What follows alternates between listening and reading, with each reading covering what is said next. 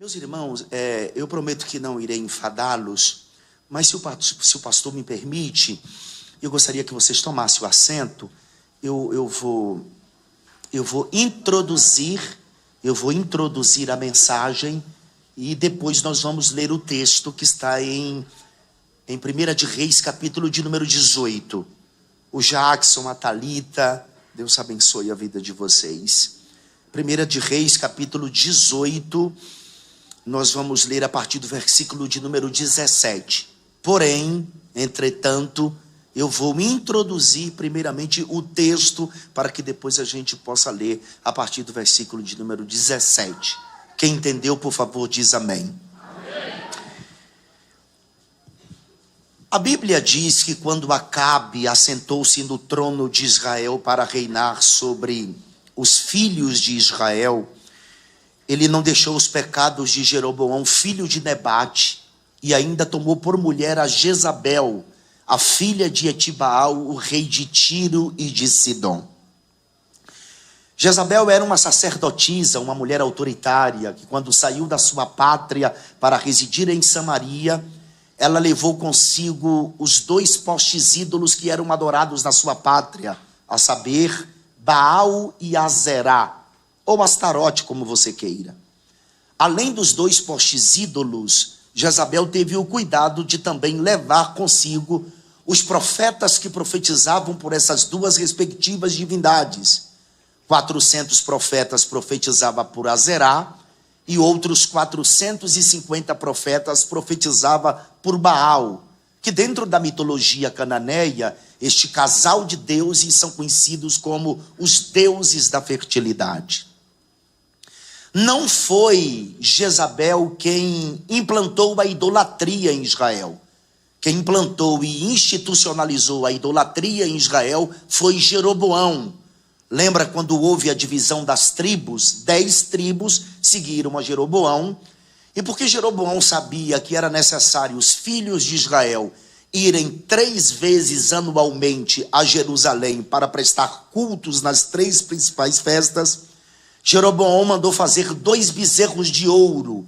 Um dos bezerros ele mandou colocar em Dan, e o outro bezerro ele mandou colocar em Betel, que eram 2 lugares importantes para os filhos de Israel. Dan, porque estava na nascente do Rio Jordão, o fluxo de pessoas era muito grande, e Betel devido ao lugar onde Jacó, o patriarca, teve um encontro com Deus.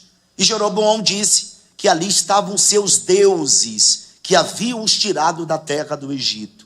Assim então Jeroboão institucionalizou a idolatria em Israel. Mas com a chegada de Jezabel, ela implantou um culto exclusivo a essas 2 divindades que eram adoradas na sua pátria, e você já sabe, Baal e Azerá ou Astarote. Foi exatamente num momento como este que aparece nesse cenário o profeta Elias. O capítulo 17, versículo de número 1, diz assim: Então Elias, o tisbita dos moradores de Gileade, disse a Acabe: Vive o Senhor Deus de Israel, perante cuja face estou, que nestes anos nem orvalho nem chuva haverá, senão segundo a minha palavra. Esse período de tempo que Elias determina segundo a sua palavra não é dito aqui no capítulo 17, versículo 1. Nós só descobrimos isso em Lucas capítulo 4, versículo 25, quando Jesus estava em Nazaré. Ele fala que Elias profetizou que não choveria em Israel por 3 anos e 6 meses. E o meio-irmão de Jesus, que é Tiago, na sua epístola, no capítulo 5, versículo de número 17, ele ratifica as palavras de Jesus, dizendo que o período que Elias disse que não choveria em Israel foram 3 anos e 6 meses. Elias não estava satisfeito, uma seca havia se instalado no país, e Elias diz que não choveria segundo a sua palavra, porque para os adoradores de Baal, a chuva era o sêmen, enquanto Azerá era quem dava fertilidade. Elias aparece exatamente num período onde haveria chuva, que possivelmente foi no mês de outubro, e isso não aconteceu, instalando-se uma seca e uma escassez em todo o país. No capítulo de número 18, versículo de número 17, Elias não estava nem um pouco satisfeito com o que estava acontecendo, e ele desafia os profetas de Baal. Ouçam o que diz o texto, e agora eu gostaria que você lesse comigo. E sucedeu que, vendo Acabe a Elias, disse-lhe Acabe: és tu perturbador de Israel? Então disse ele: eu não tenho perturbado a Israel, mas tu e a casa de teu pai, porque deixastes os mandamentos do Senhor e seguistes os Baalins. Agora, pois, envia, ajunta a mim todo Israel no Monte Carmelo, como também os 450 profetas de Baal e os 400 profetas de Azerá, que comem na mesa de Jezabel. Então enviou Acabe os mensageiros a todos os filhos de Israel e ajuntou os profetas no Monte Carmelo. Então Elias se chegou a todo o povo e disse: até quando cocheareis entre dois pensamentos? Se o Senhor é Deus, segui-o, e se Baal, segui-o. Porém o povo lhe não respondeu nada. Então disse Elias ao povo: só eu fiquei por profeta do Senhor, e os profetas de Baal são 450 homens. Deem-se-nos, pois, 2 bezerros. Quantos bezerros? E eles escolham para si um dos bezerros, e o dividam em pedaços, e o ponham sobre a lenha, porém não lhe metam fogo.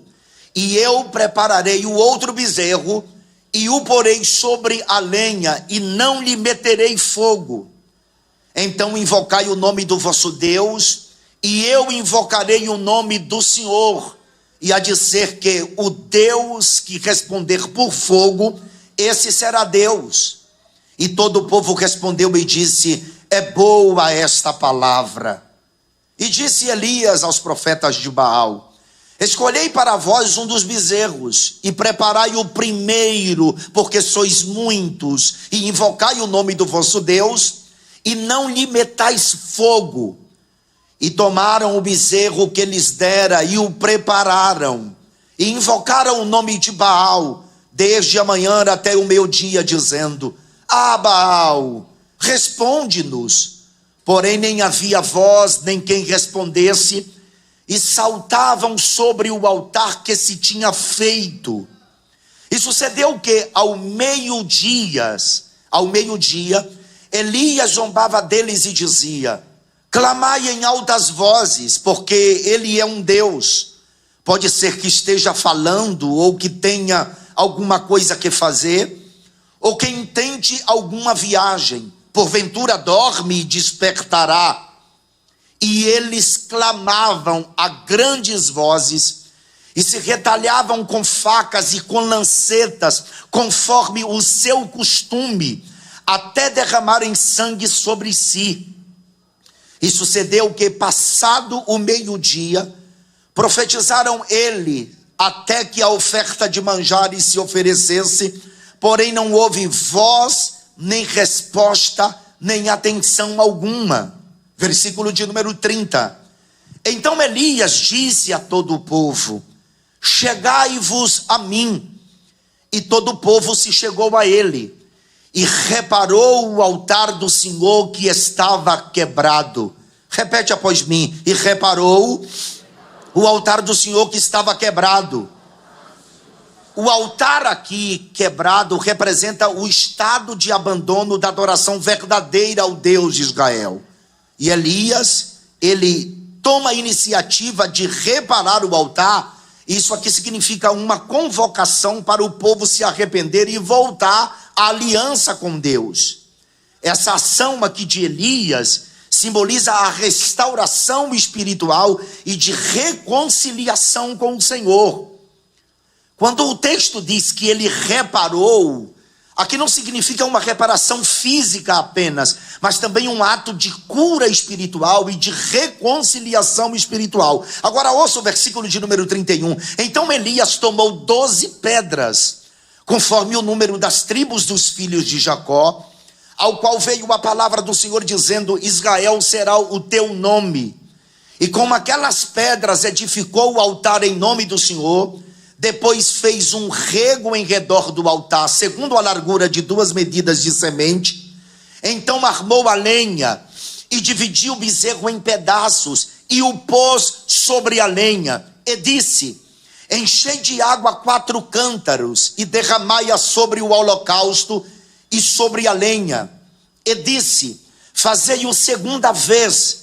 E a fizeram segunda vez. Disse ainda: fazei-o terceira vez. E o fizeram terceira vez, de maneira que a água corria ao redor do altar, e ainda até o rego se encheu de água. Deixa eu explicar com mais detalhes o que é que está acontecendo aqui. Elias, ele pega o bezerro. Você sabe que ele reparou o altar do Senhor que estava quebrado. Ele pegou 12 pedras segundo o número das tribos dos filhos de Israel, e com aquelas 12 pedras ele fez um altar. Com certeza essas pedras Elias colocou-as em círculo, representando o infinito, Deus sem princípio, sem fim. Ele pegou a lenha e colocou sobre aquelas pedras, e Elias teve o cuidado de cavar um rego na largura de 2 medidas de semente, ou seja, a largura era de 1 metro. Então tem 12 pedras, tem a lenha sobre as pedras, e tem um rego na largura de 2 medidas de semente, ou seja, 1 metro. E Elias pegou o bezerro, dividiu em pedaços e colocou sobre a lenha. E Elias disse: enchei de água 4 cântaros. Ora, irmãos, aqui é o final de 3 anos e 6 meses de seca. A escassez era total em Israel. Você sabe que no capítulo de número 17, quando essa seca se instalou, Deus teve que mandar Elias para o ribeiro de Querite, até que o ribeiro se secou. Então não tem água em Israel. Mas o profeta Elias está pedindo que se encha 4 cântaros de água. Não me pergunte como, mas com certeza esse serviço aqui foi parte das mulheres, que era comum as mulheres buscarem água com seus cântaros. E eu não sei como, mas as mulheres conseguem tudo. Elas acharam, arrumaram 4 cântaros de água. E quando chega diante do profeta, o profeta disse: derramai-a no rego. E derramaram os 4 cântaros naquele rego. E Elias disse: fazei segunda vez. As pessoas saíram em busca de mais 4 cântaros de água. Não me pergunte como, mas elas conseguiram. Trouxeram até o profeta, e o profeta disse: podem derramar os 4 cântaros no rego. O que assim fizeram. E Elias disse: fazei terceira vez. Saíram, buscaram mais 4 cântaros de água, derramaram os 4 cântaros naquele rego, segundo a ordem do profeta, de sorte que nesta terceira vez transbordou aquele rego. Agora o que está acontecendo aqui é 12 pedras em círculo, um rego na largura de 2 medidas de semente, ou seja, 1 metro, lenha sobre aquelas 12 pedras, o bezerro em 2 pedaços, e aquele rego na largura de 2 medidas de semente, ou seja, 1 metro, estava cheio de água, a ponto de transbordar. Você sabe que as 12 pedras aqui representam as 12 tribos de Israel. O rego aqui em volta daquelas pedras potencializa um limite, ou seja, uma separação entre Deus e Baal. A lenha aqui é um símbolo do próprio homem. Armar a lenha, a condição do homem no culto, o culto com decência e ordem, onde todas as coisas são colocadas em ordem. Armar a lenha representa as nossas vidas alinhadas e amarradas no altar de Deus. Já o holocausto aqui representa o sacrifício que agrada a Deus, enquanto os 4 cântaros representam os 4 evangelhos, onde apresenta Jesus como a fonte da água da vida.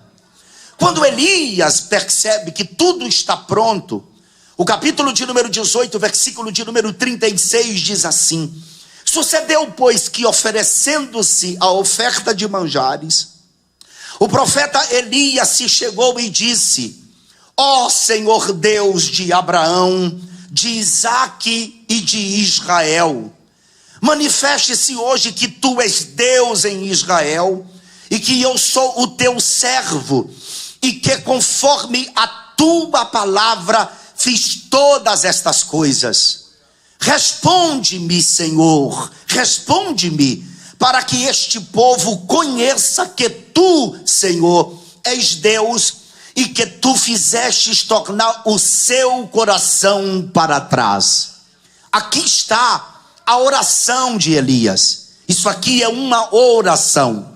E por falar em oração, eu quero, sem nenhum tipo de saudosismo, eu tenho saudades daquele tempo que eu conheci Jesus há 30 anos atrás, no meio de um povo que Deus falava. Eu me lembro que a oração fazia parte da nossa tônica, da nossa vida. Às vezes nós até disputávamos para ver quem orava mais. A oração é um veículo de comunhão entre nós e Deus. Eu participei de um podcast recentemente lá em Curitiba, no Paraná. Eu acredito na minha geração. E a pergunta que o Fábio, que entrevista, me fez com relação a certas dificuldades que a igreja enfrenta no nosso tempo foi: qual era o elemento que faltava para que o evangelho fosse o mesmo de antigamente? A resposta que eu dei foi: a oração. A oração é tudo, irmãos. A oração é basicamente tudo. A oração, ela une a fraqueza humana à onipotência de Deus. A oração, ela une o altar ao trono. Não precisa você orar bonito, chamando Deus de magnificentíssimo, que Ele habita entre os querubins resplandecente, que Ele é imarcessível. A oração é você conversar com Deus. É você se dirigir a Ele, dependendo, claro, da sua necessidade. Porque a oração existe algumas variantes. Orar é pedir. Clamar é você gritar. Suplicar é você pedir repetidamente aquilo que você precisa. Interceder é você se colocar no lugar de alguém e pleitear a guerra daquele alguém como se a batalha fosse sua. Mas a oração também você pode agradecer. Mas eu vou fazer uma pergunta para vocês, não precisam me responder. Já observaram como nós oramos tão pouco ultimamente? A oração, ela está sendo negligenciada. E isso porque esse pequeno instrumento, ele roubou esse tempo de nós. Logo pela manhã, quando a gente levanta, uma das primeiras coisas que está em nossas mãos é o celular.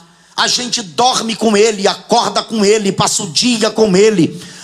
O celular, ele roubou o nosso tempo com Deus. E nessa madrugada, o Espírito Santo está nos convidando a voltar a edificar um altar de oração para Ele. É tempo de voltar a orar. É tempo de buscar a Deus. Pastor, eu não aguento orar em pé, de joelhos. Você pode orar em pé. Pastor, eu não suporto orar em pé, eu canso. Então você pode se assentar e orar. Você ora sentado. Pastor, eu não dou conta de orar sentado. Então você se deita, você ora deitado. Pastor, não dou conta de orar de joelho, nem em pé, nem sentado, nem deitado. Então você tem que morrer. Você tem que partir aqui dessa terra. Porque de alguma forma você precisa orar. Quem entende o que eu estou pregando, levante a mão, por favor. Fale pelo menos para 10 pessoas aí. Você precisa orar. Fala para alguém. Você precisa